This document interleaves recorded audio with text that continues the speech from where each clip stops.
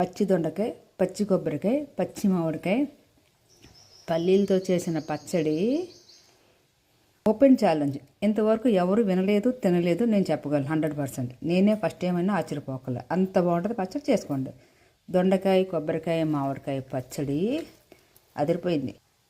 దొండకాయ, మామిడికాయ, కొబ్బరికాయ పచ్చిది, అన్నీ పచ్చి పచ్చడి చేద్దాం. రెడీగా ఉండండి, చెప్తా.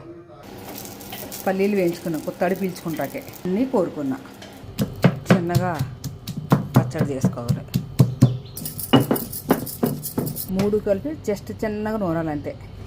ఎక్కువ నూరొద్దు. జస్ట్ ఈ అన్నీ కలవటం కోసం అంతే. అంతే మించి వేయద్దు.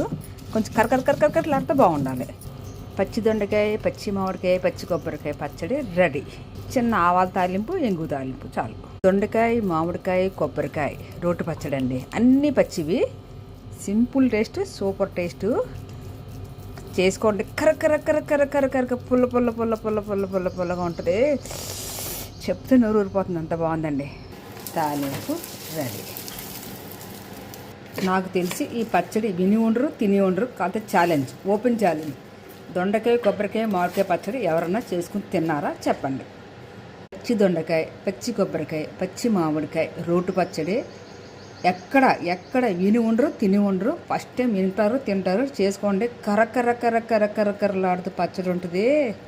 పులుపు కరకరలాడుతూ చాలా బాగుంటుంది. చేసుకోండి.